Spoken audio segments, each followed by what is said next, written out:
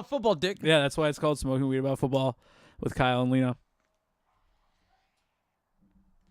All right, so I want this to be a podcast where we figure out a way to tie in football, weed, the whole thing, the funniness, the humor that it is, the fact that let's just call these are giant black dudes beating the shit out of each other who can't smoke what every other giant black dude I know smokes. Yep. The life. And these guys are getting paid millions upon millions of dollars to all they have to do is sacrifice their bodies and not smoke any weed. Which I've always thought was ridiculous. By the way. It's insane. Growing up in the Bay Area, weed has always been very okay for the public, where I always thought it was crazy where a guy's like, I make $7 million a year and I'm not allowed to smoke weed or I lose my job. That's, to me, is where it became a little bit ridiculous. We lose players like Josh Gordon, which I loved, by the way, made the Browns actually relevant to some degree because of his skills. I think about the team who's really hit hard by the weed thing, and that's the Pittsburgh Steelers. Oh. They have 2 or 3 guys, and I'm blanking on their names because I'm stoned. It's Le'Veon Bell. It was there's a wide receiver. LeGarrette Blunt and wide receiver. I can't remember. Not Antonio Brown, the other one. No, the other one. Martavis Bryant. Martavis Bryant. Okay. Yeah. So here it is. With Ben Roethlisberger as the quarterback, you have the possibility to see maybe one of the greatest offenses in modern football history that we cannot get on the same field at the same time. Because of marijuana. Because they're all smoking weed. Yeah. Okay. Le'Veon Bell was suspended the first 4 games of last year because of a weed suspension, which has always been crazy. Now let's get into that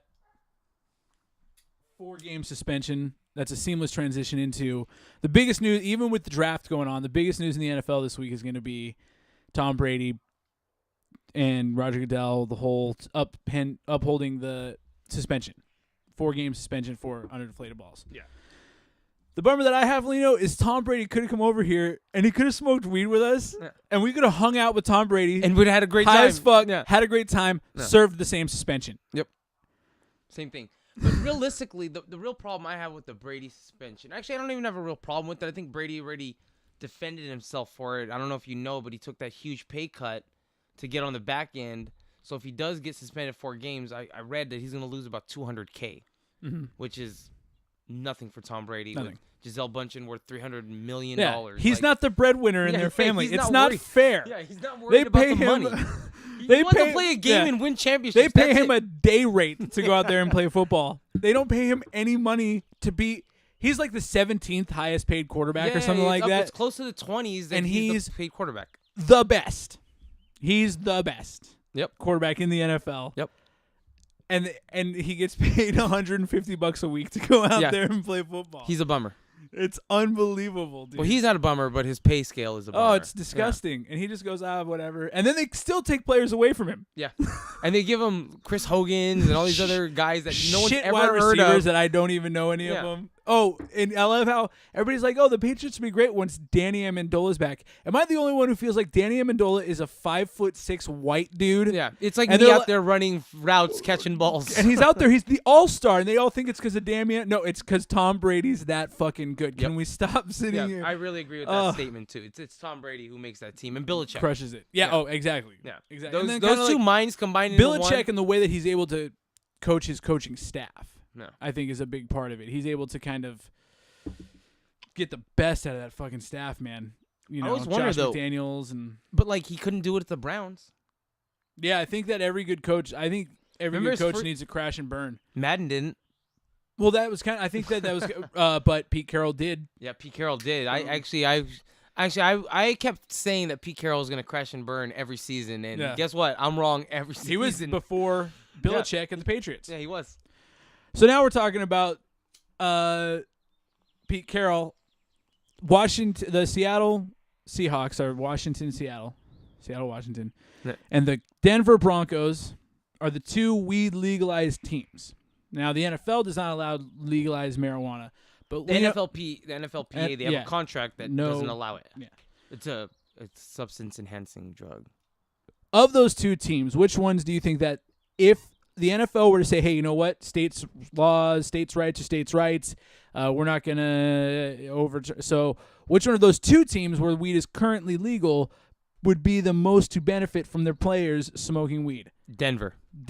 Yep. Denver's already got a bunch of guys who smoke weed when the off season's around Yes. and they're not getting drug tested. Yes.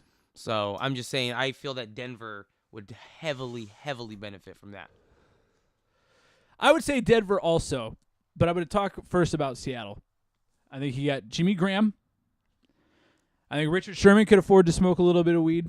I don't know if he does, though. That guy is high strung as fuck. Yeah, he is. And that's why I'm saying I don't know if he does. I think like his work regimen or whatever you call that doesn't allow him to do that stuff, and he's very intense because of it. He's very intense. Yeah. Russell Wilson, take it or leave it. Yeah, I don't like him, by the way. I think that the Denver Broncos are going to need to smoke weed this year because they are going to have to smoke over their quarterback. Who is their quarterback? Shitstorm that they have coming their way. Who's the right quarterback? now? Mark Sanchez. That's my point. It's Mark Sanchez, and they're Don't get doing me wrong. nothing to remedy it. Actually, I think Mark Sanchez will do better than Peyton Manning did last year or this. But I don't think that. I think that that defense is going to win them games. Yes, clearly their defense is what won them. But I also think it's what the effect of Peyton Manning being on the other side of the ball. The effect that it makes players get back. Even defensive coordinators are like, listen, we're still going to defend him like he's old school Peyton Manning. He opened up a run game for him. He really crushed with those big, kind of bootleg draws that he would pitch out to the running. Him being Peyton Manning also, not necessarily his skill set, but just coaches being like, we're going to defend against Peyton Manning, and he was able to do a lot of stuff with that. They're not going to do the same thing with Mark Sanchez. No. He fucking stinks. He did okay with Philly. He's okay. You know what's fun? He doesn't stink. He's kind of a joke with butt fumble and then Tebow. Well, that's what it was. He's a joke, and that's the sad part is I don't think he deserves to be that joke. But the problem is it keeps happening. Do you see him being a quarterback winning or a Super Bowl winning quarterback? I just don't look at him and think that. No, never. Right? Never. I think be a whole kid and all, but no. Yeah, exactly. So we're talking about Denver. Denver, you and I have had this conversation, but I think it's kind of an interesting take. Denver's in the AFC West. You're going to see the AFC West have, because of Peyton Manning being gone and them losing Brock Osweiler and the Denver Broncos not necessarily knowing how to deal with their quarterback situation. You and I both talked about it. You're a Raiders fan, Lino. I am, and actually I think this is the year where the Raiders actually have a real solid chance. I agree. Yeah, of actually taking the AFC. And you hate the Raiders.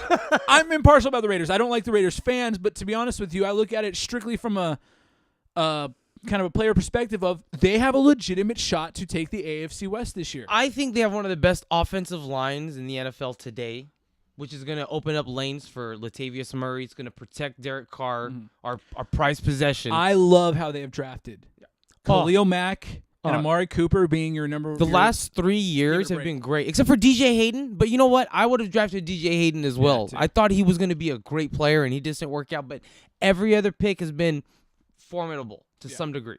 Totally.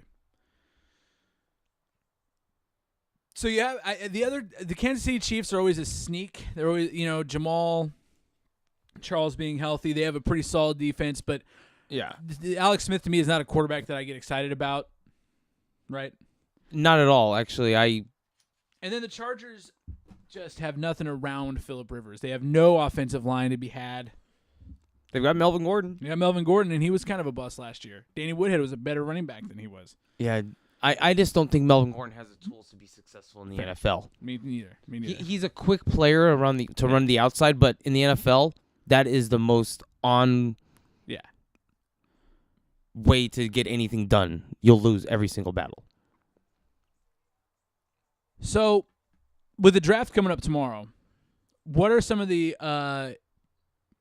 immediate needs, Lino, that you think? What are teams? Give me a team or two that you think is a draft pick away from being a real contender. For example, I'm going to say... okay, go ahead, please. I'll throw this out as an example. I think the Jacksonville Jaguars are a team that you plug in because Dante Fowler, they drafted him last year, number 3, and he blew out his ACL. So you have a vicious defensive end. Well, it's like they got 2 draft picks this year because they get Dante Fowler back, and now they get to pick someone else. If they drafted a solid linebacker, defensive end, kind of because they got to go up against Andrew Luck, Brock Osweiler and Marcus Mariota this year. I think that if they get a defensive I don't end, think Brock Osweiler is going to do what everyone's saying he's No, I going to don't do. think so either. I think he just looked for a big paycheck because he's like, shit, I only got Which is a fair. couple of years left, and Which is fair. you know what? I may never get paid again. He's no better than like a Brian Hoyer or Ryan Mallett, any of those Houston quarterbacks before him. He got $72 million. Houston's a team. Houston is a team where I go, they're a quarterback away from being in contention. We've said that every single season. Year. Except for that first season, Matt Schaub threw for a bunch of touchdowns and 3,000 yards, where it was like, whoa, this Schaub guy might be real. And then for some reason, he went to where like he could only complete interceptions. Yeah, interceptions, like pick sixes. I remember I watched a game once, and it was this whole thing about how the last 3 passes he's thrown are pick sixes, and it's never been done before. And then he played a Thursday night game against the San Francisco 49ers, and the first fucking throw he pick six. Yeah, no, and I feel bad for Schaub because I didn't think he was that bad. It's just all of a sudden, I think everything got in his head. He remembers all the Titans fans burning his jersey outside of the stadium. Yeah, crazy stuff. But I think there are a couple. So I can see the Jacksonville Jaguars. I also think that the Raiders. That's who else I was going to say. I was going to say the Jags and the Raiders to me are the two teams that I can really see. If the Raiders could get some defensive backfield. Oh man, give us. Don't get me wrong. I think the Reggie Nelson signing was a great signing, and I think he's going to do well. But Eli Apple would be someone I would love for them to draft in the first round. Yeah, that's fair. I've been going through all the different cornerbacks in the draft because that's where they need. That's what they need. With Charles Woodson retiring, and that's what Reggie Nelson will take that Woodson spot, but they need a power. Yeah, like a big hitter. Yeah. All right, so Lito, we watched last year Super Bowl between the Panthers and the Broncos. We kind of saw these two different generations of quarterbacks. What quarterback do you think is, and I'm going to ask you 2 questions here. What quarterback is the better quarterback for the NFL, and what quarterback is the more fun to watch? The classic pocket passer, Peyton Manning type, or the big run, pass, threat, mobile quarterback, Cam Newton? Well, the mobile quarterback's always going to be more fun. It's always fun to watch a quarterback run. Almost like you're like, he's running for his life, and it's like, oh, I guess he's actually breaking away, and now he's not running for his life. It does add an element. It does. It adds an element super of fun where it's element. like, whoa. You're kind of sitting there, you don't know what. You kind of can watch a pocket passer. He's either going to play action. He's going to go 3 steps back, and he's going to look, and he's going to throw. And that's the way it always, Tom Brady, that's his every play. And it's great, and I love watching it, but you're right in the sense that it's more exciting of a game, more exciting of a player to watch. The dude run the option, really, Oh, this stuff's awesome to see. The only thing is, I just don't think it holds up in the NFL. Well, Cam Newton's a special breed of a player, but for most players, Michael Vick is a prime example of a guy who got thrashed in his career. RG3 is a guy who he lit the league on fire his first year. He looked like, oh, dude, that was a tore his ACL. Pick. Yeah. And then all of a sudden, running that option play is what gets quarterbacks crushed because players can hit them freely and hard, and they do. And dude, when you're at Baylor and you're playing against Wake Forest, you can run that read option all day, and those kids ain't gonna tackle you. Yeah. When you are playing against, the fucking Giants, best of the best, they're gonna hit you often and they're gonna hit you hard. I don't know if that's necessarily a sustainable model for quarterback in the NFL. Cam, it's sustainable for 4 or 5 years, 6 years. Cam is pretty accurate, so I think it's Cam has a great arm. As Cam keeps developing. Cam's kind of got that Ben Roethlisberger thing where he's just a big dude, except he's fast, and he's fast as shit, and he's everybody says that I listen to. They're always like, if you see Cam Newton, he's the biggest person you've ever seen. He's just huge. Do I think it's good for the NFL? Do you think it's good for the NFL? I think it's good for the NFL. It makes teams have to learn how to defend against that stuff. It makes teams have to, become more dimensional in their games. Here's where it scares me a little bit is you're having a lot of Marcus Mariotas come into the draft where these guys who are college scheme because college is all about that. The college game is all about. They want a quarterback that can run because they can trick all those their DBs. Offense, and they just run them in the shotgun and do their thing, right? And so you're seeing a lot of quarterbacks coming out of college who are those type of players. And I wonder if it's sustainable for the NFL. Is that something that the NFL can maintain, having every quarterback, not every, but eventually, having a large majority of their quarterbacks be those types of guys who get hurt often and are a liability in how they play? Well, they'll never get those big money contracts that all the other players would get for sustaining them. Like a Russell Wilson? Exactly. Yeah. Whereas I see a guy like Andrew Luck. Okay, here it is, the draft tomorrow. Andrew Luck was the number 1 overall pick. He was hurt last year with a lacerated kidney. I mean, that's oof. Dude, I don't know, dude. I was kind of pissed off about that because I don't know if you remember. Fantasy quarterback too. Ronnie Lott got kidney surgery, and he removed part of his lower intestine during preseason and came back for the regular season. I'm just saying, like, some players are a little bit tougher than other players. So I was disappointed. But he was a first overall pick, but he's kind of a hybrid. He's a big dude, but he's kind of quick. He's good on his feet. I think because he's white, we all kind of look at him as he's not a mobile quarterback, but he can move, dude. He can stretch a play, and that's all that the Seahawks do with Russell Wilson. Russell Wilson is very smart, and Pete Carroll's very smart coaching him in the sense they avoid those big hits. Yeah, it's rare when you see him even run the option, though, in Seattle.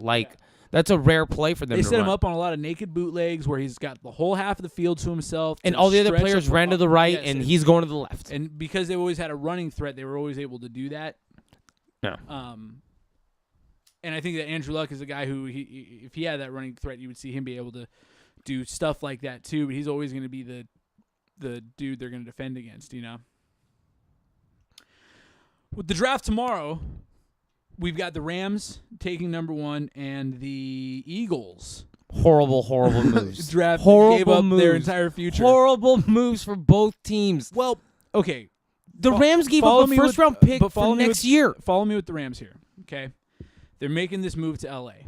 Jeff Fisher knows his ass is on the line if they don't start winning pretty quick. He's not going to have 2 or 3 years left there. This is a heartless city of L.A. They will kick his ass out in seconds. And the Raiders were the greatest team in L.A., and the Raiders had a losing season, and guess what? L.A. was like, get the hell out. We hate you guys. And it was like L.A. is heartless when it comes to this stuff. I don't know if you've seen Laker games on TV. They're empty. Yeah. People don't go to the games. Like, at the end of the day, nobody in L.A. likes a loser. And the whole thing with L.A., with the Rams moving to L.A., is it's all about putting butts in the seats. So if they do draft this kid from Cal, is it Goff? Jared Goff? Jared Goff. If they draft him, he's a local kid, kind of an Aaron Rodgers type. That, to me, is an intriguing thing to see a local kid, Cal kid, take over a new franchise in L.A. He needs time to develop, though. That's the problem. They're throwing all these quarterbacks in the fire. Yeah, it's just literally, they're just like, hey, we'll see whatever sticks against the wall. Are you Andrew Luck? And it's like, that's a horrible. That's the worst Tyrod part of it. Taylor, they took him for 4 years underneath their wing in Buffalo, training him, getting him ready. I think he was traded. Aaron Rodgers was that guy. Yeah, that's what Aaron Rodgers sat for 4 years by Brett Favre. Yeah, that's what I'm saying. Like, quarterbacks need that development time to learn how to play the game, learn this new offense, learn this. And I think that if you can have a year of sitting on the sidelines, seeing the speed of the game, seeing what it is to be a quarterback without all the responsibility on your shoulders, because I think it's a different thing. When that's a little bit where I got upset about the Brock Osweiler deal. Yeah. Was, granted, he took the money, and I can't blame him for doing that. And he's got his own. But he knew from the best in the business how to run the Denver Broncos. The best in the business taught him how to do that. The best. Right? I think that's what these kids need. They need a year. Listen, we're going to go 4-12, and we'll have another high draft pick. We'll get you a wide receiver or an offensive I don't know, though, lineman. but like when I think about it, though, Brian Hoyer, he was 4 years behind Brady. And who was that other guy behind him, too? But I think there's a difference when you get traded to another team because you don't know how to run that team. There's a difference, you don't know the characters in the locker room. They don't respect you. They didn't see you come up. They didn't, you weren't in the quarterback meeting rooms the whole time. You have some experience, but you weren't the big dog. Campus. Yeah, exactly. Aaron Rodgers got to walk around the Packers locker room going, yeah, I'm going to take this as my throne to sit in one day.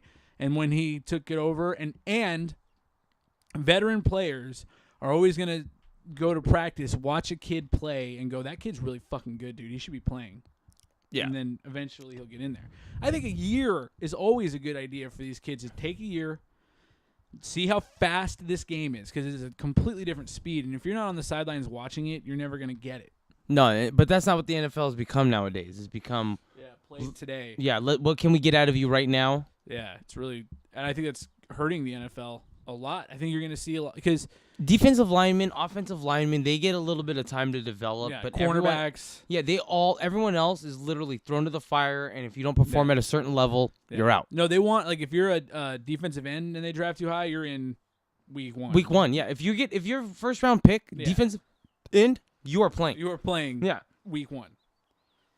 So I wonder about that with the NFL, because that's such an important position. The quarterback is such an important position in sports. It's probably the most important position. Right.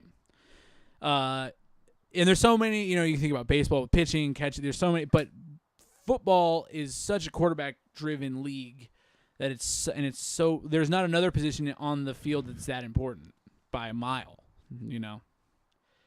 So, what quarterback, Lino, would you like to smoke weed with? Ooh. Current NFL quarterbacks that you would like to come over, you, me, and this guy, we're hanging out, we're smoking some weed, we're talking shit about football. Who's the guy? Who would be a fun guy to do that with? It's got to be a quarterback. Well, I'm going to remove all the Jesus people right now. Which takes out... Like 30% of the quarterbacks are out. Who is that? So that's going to be... So that's become now... Drew Brees is out. Derek Carr is out, which bums me out. Ben Roethlisberger's out. I've heard every interview with him involves something to do with when you Jesus. have like a rape allegation, you kind of have to lay low. Yeah. So I'm just saying, I get it. There's a few other quarterbacks. And also, I'm worried that I would get stoned and like bring that up on accident with him. Dude, and then so did you do it? Like, boom, I'd be like, me in the bitches, face, right? Yeah. And then like 6'5" Ben Roethlisberger's pummeling me. 240 pounds. Yeah. So yeah, all the Jesus guys go.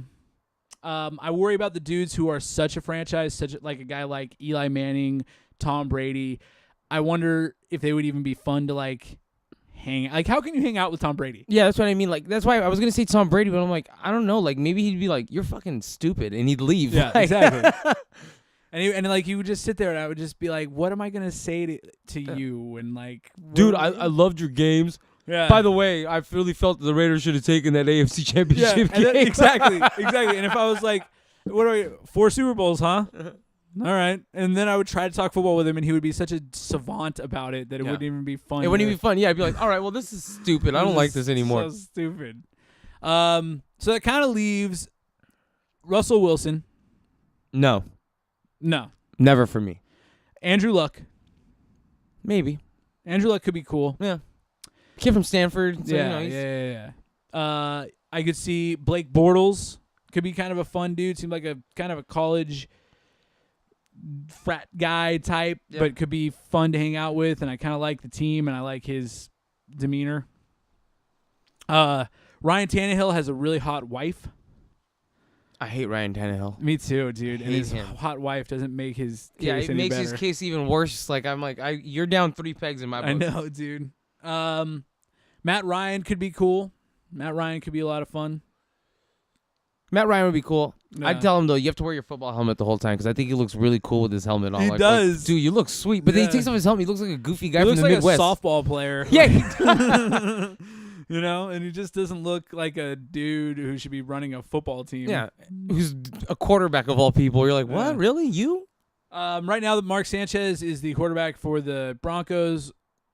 I don't know if I'd want to. I mean, I just don't know. I don't know if I like the guy. I don't know if I'm interested in what he has to say. Nothing. He went to Mission Viejo High School, right? Yeah, he's a local kid. Yeah. It just that So even makes it worse. Out of all of them, who I could smoke weed with, realistically, probably Mark Sanchez.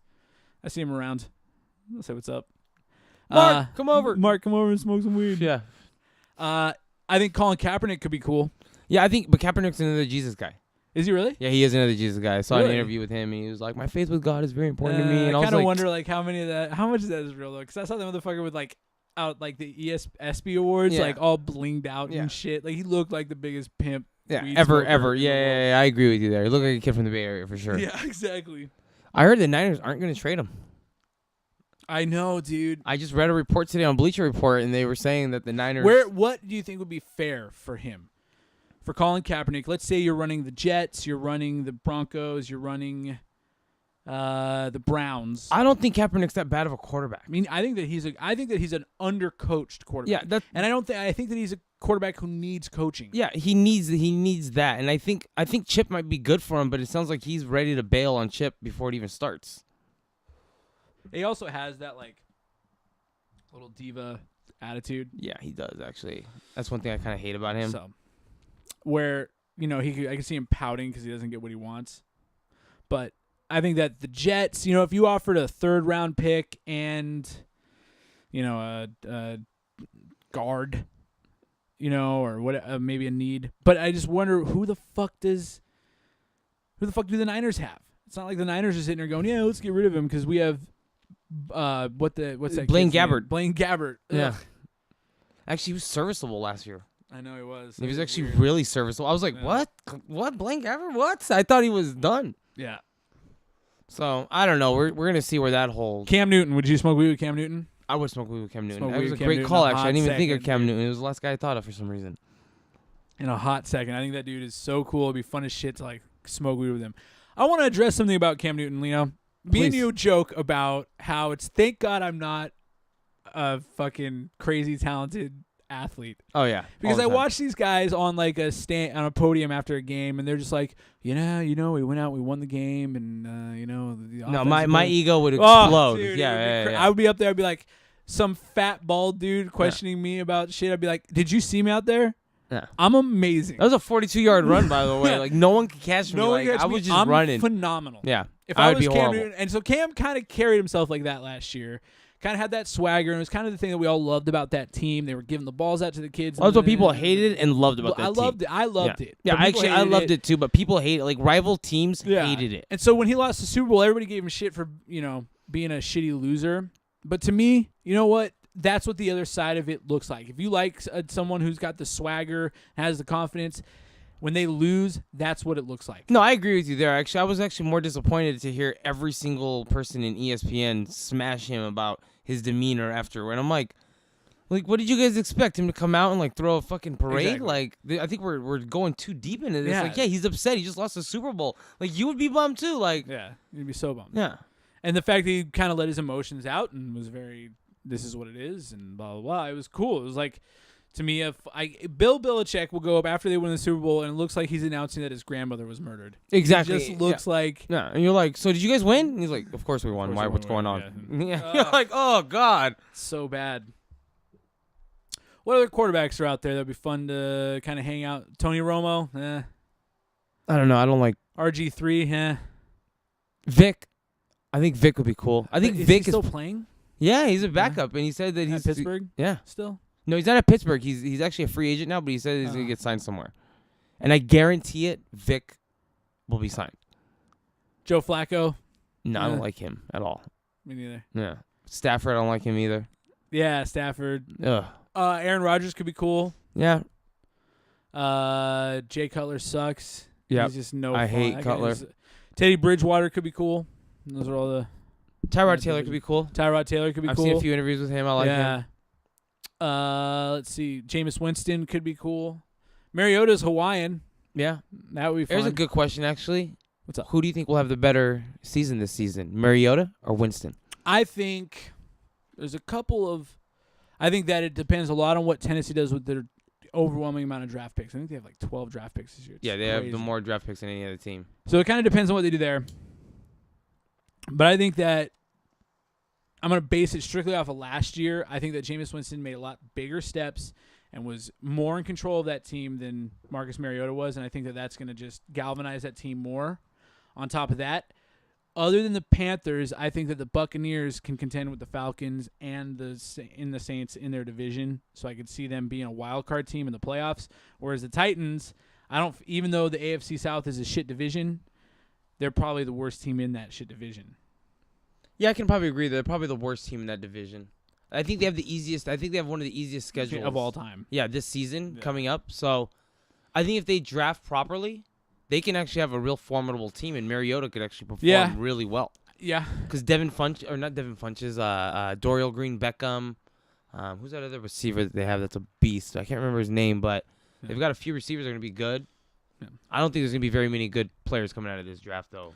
Yeah. skill players. And the other thing is, like, you look at it, dude. Like, look at the guys who are really great in the NFL. They're always, other than like the obvious ones, like a J.J. Watt, who I think was 7th overall, and these types of everybody else in the NFL that's any good is kind of this random dude who just like the NFL was a right fit for him. Yeah, and it just worked out. Odell Beckham was like kind of a weird, there's plenty of those types of dudes who like.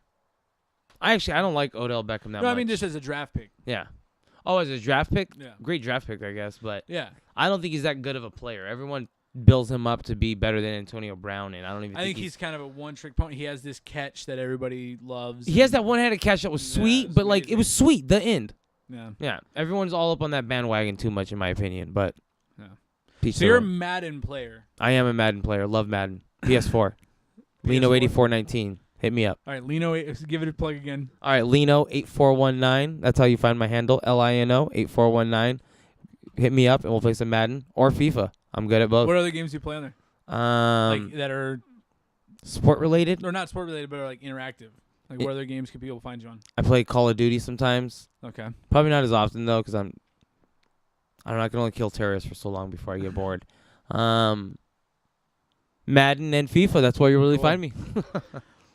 Madden is this obvious monster franchise that has changed. I think it was changed the game. It's like it's kind of had its weird little imprint on the game of the football. That was a Madden play. You hear that all the time, and I just love it when players will come out before the season starts and get upset because their rating's lower than they think it should be, and they're like, "Dude, I should be 99. I should be 93. I should be 94." Yeah. Like everyone's upset about their rating. Yeah. I feel bad for the Madden people who have to do the ratings. What's the best thing about Madden? How deep do you get into it? Do you do like the whole commissioner? Yeah, I do the whole thing. The whole thing. Yeah. What's the best part about it? Is that just like fun? Yeah, it's just fun. It's fun to actually build a team, and then you get to make your own decisions. Feel like you're kind of your own little GM. Yeah. Cool. I get high and I'll sit there and I'll play it for hours, and it's great, by the way. Cool. I don't play video games. I'm not a video game guy at all. I don't own a system at all. But I do like coming over to your house once a year. Playing some Madden? Playing a little bit of Madden. I do understand. It's kind of like a digital fantasy. Yeah, exactly what it is. Digital fantasy league. Yeah. Like you are in control. You're calling the plays. You're doing all that stuff. It's fun, dude. Yeah. I get it. What is something that Madden could do to improve? Because obviously they're going to listen to this podcast. They're really into it. I know EA, they're all over this podcast. Yeah, they actually hit me up. They're sponsoring today's podcast. Awesome. So all great right. news. Well, yeah. Here's $1 million. Yeah. And Madden 2K16. Mm-hmm. Awesome. They haven't pre-release. Yeah, dude, they gave it to me ahead of time. Yeah. They're like, awesome. We know Lino's coming over. Here it is. So try it out later. So we're gonna play after the podcast some Madden 2K16. Exactly. We'll come back. What could be something Madden could do better? One thing I do love about Madden is every year they improve stuff or they remove things that are stupid. This last rendition of Madden I thought was great. Defenses actually got a lot smarter, which always frustrated me because I hated Madden whenever you can run the same play over and over again. Yeah. And get kill. And that's what I figured out. That was when I stopped playing Madden. Yeah. I remember I could be Peyton Manning and Marvin Harrison, and you would want to be that team. You'd go as fast as you to be the Colts, and you just run this. You'd have Marvin Harrison run a straight drag route, and he would score every time. Yeah, the new game has actually made it a little bit better with the way that the defensive backs will be like, all right, you ran that same play, you just called it a play ago, so we know where to cover. So they'll cover that guy and usually intercept you when you try to do it. And you're like, oh shit, what happened? Yeah. But improvements. I'm trying to think. What do I want changed in Madden? It's getting so good. It looks is like you're playing a fucking goddamn game. That's what like the realism of it is. I think. You know what I also love about Madden is you watch it and you kind of go. You look at the video game like crowd, and they're all sticking their hands up and they're cheering. You go, you look ridiculous. That's not what they look like. And then you watch a game, and that's exactly what people fucking look like. Yeah, it's what it looks from far away. You're like, damn, all those people are standing up cheering. This is crazy. They're all standing up cheering. They're holding signs. Yeah. It's ridiculous. Yeah, it's awesome. So you're a fantasy guy. I am a fantasy guy. I love fantasy football. That's kind of your favorite part about football. It actually is. You're more of a fantasy guy than you are. Yeah, because, I used to follow a few teams before, and that was kind of where it would end. And then I started playing fantasy, and now I've noticed that I follow every single team. Yeah, every player. Yeah, and it's gross, but I love it. Love it. My wife hates it. Uh-huh. Usually girlfriends and wives hate Don't fantasy get it. football. And Like, and you know what's so funny? It's faux football. It's fake. I was seeing a girl last year, and it was definitely like a thing where it's like Sunday. As much as I liked hanging out with her, I didn't want to. I was like, I gotta, and not that it would matter. And that's the weird thing about it is it doesn't matter whether I watch them or not. They're gonna score exactly the same amount of points. But at the end of the day, you can see a player where you're like, oh shit, no one has him on the waiver wire. I better go pick him up real quick, and you'll be the sneaky guy who gets a guy. But at the end of the day, it's a horrible balance. My wife hates Sundays because of it. Yeah. Because either A, I'm watching the game, or B, I'm on my phone. So for her, she's like, you don't pay any attention to me. So, Lino, let's play a game called If You Ruled the NFL. Okay. Ooh. All right. If I said, hey, buddy, Thursday night football is crushing it. Monday night football is the biggest rated thing in the world. Yep. We've got all these fucking 10 p.m. kickoff games. What if we threw one or two of them, played it a little bit more like basketball? We threw one or two. We kind of look at the schedule. We go, when can we throw a Tuesday night game in there? And a Wednesday night game. And Friday is off limits because of high school football. Yep. Saturday is off limits because of college football. But I think that if the NFL were to start, we're going to do a Monday night football, and we'll do a Tuesday and a Thursday, and it'll be the games that kind of don't matter. It'll be for fantasy guys because it'll be the Texans versus the Browns. Does that fucking matter? Does that need to be in primetime on Sunday? No, but if it was on Tuesday night, it's a game that people would just watch I'm because fucking it's watching on. it because it's on. Yeah, because it's on. So and I got a tight end and my defense is playing that night. Well, actually, I hate Sunday football for the fact that there's 8 games on in the morning, and then 4 games on in the afternoon, and then 1 game at night. And it's just like such a weird spread where if you watch like NFL Red Zone, it just ruins it in the afternoon where you're just watching a whole game where you're like, what's $26 a month or whatever for 2 hours worth of television a week. It's really not worth it. And most of these, Fox or whatever, they're bouncing around from game to game to game as it is showing you who's scoring what when. Yeah. I think that if they would get higher ratings and they would be able to own another night of the week, if they threw in, throughout the season, they just picked one game and said, that one's on Wednesday, that one's on Tuesday. I think that would be a cool. What do you think? Do you think that would be, or what would be a solution that you would do to fucking spread out this 10 a.m. kickoff, 8 games going at once thing? I just don't know if you can get games during the week. I don't know if because it's not just a. And it's a physical game. Yeah. So I just don't know if the coaches or not the coaches, the owners are going to be cool with that. I think that they will because it would be the money, dude. I think that the players, that's where it's hard. Yeah. Is it the scheduling of it? You'd have to schedule out like, okay, this team played on Sunday. We then give them a week and a half off to play on Wednesday, and then they have a short. It's like a hard thing to kind of. Well, that's what I mean. Like it's such a difficult math to figure out for each team. Where it's like, I'm not smart enough to come up with that. There's some Asian guy who can figure it out. Don't worry, dude. Do it. Yeah. No, not a lot of Asians in the NFL either, by the way. No, that's like weird. That's like the only thing that like they haven't really gotten into yet. Figured out. Yeah. There's a lot of Hispanics. Some. I wouldn't say a lot. There's some. Tons of Samoans, tons of black dudes, and white quarterbacks. Yeah, and white white offensive line. Yeah, and a few white offensive linemen and a few random wide receivers. Exactly. That play for the Patriots. Patriots. Yeah, exactly. So we'll kind of wrap up. So this is called Smoking About Football with Kyle and Lino. Lino, let's play again. You're running the NFL. Weed is a huge problem. Give me your opinion on it in the NFL. All right. I think the NFL needs to loosen up their tight grip on it. I think these rules were implemented during a time when Reagan and Nixon were fighting the war on drugs and this very big prohibition thing was going on.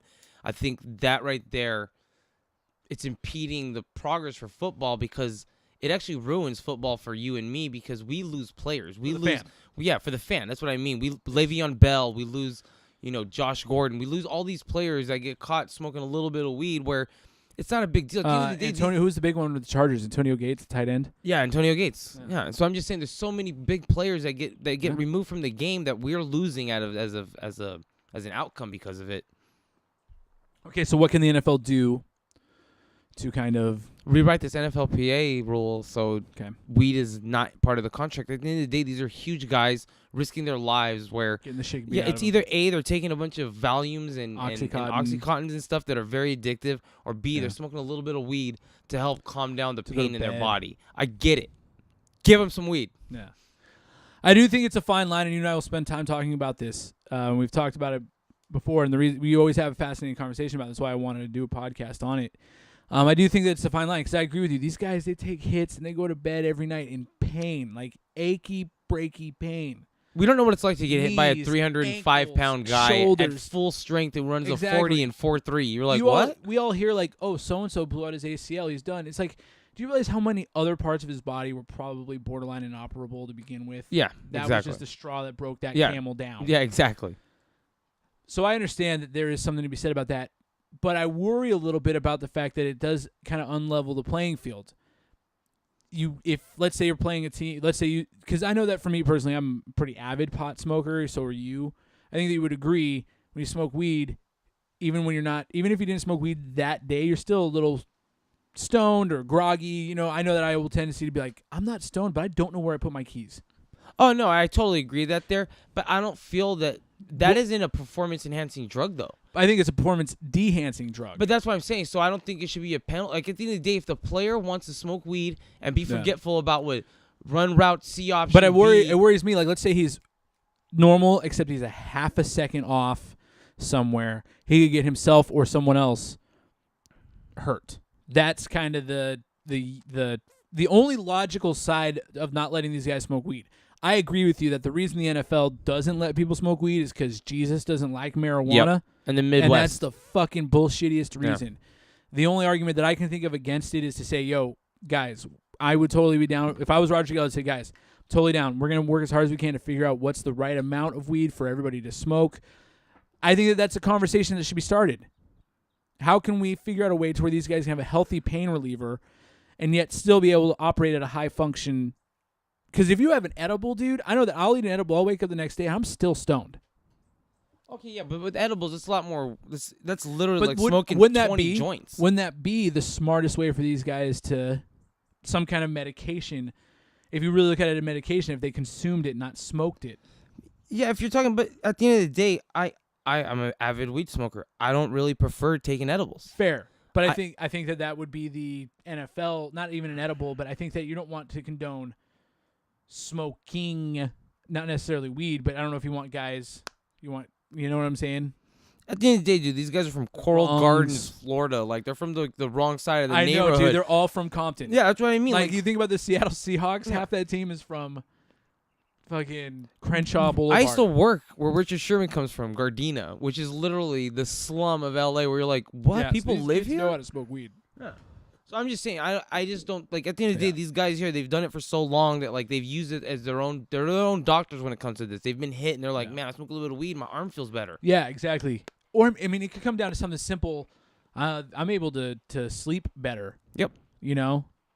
I get to 8 hours of sleep before a game. And I get it. Like, that to me is like, you know, it's not that I want to be up all night, but, man, my hip hurts really bad, and this thing helps me out. Like, but I think that's also kind of an American problem that we're having in the sense that we don't know what to do with weed either. Yeah. You know? So. Take it out of the hands of cartels. Amen. That's another podcast. War on drugs. Exactly.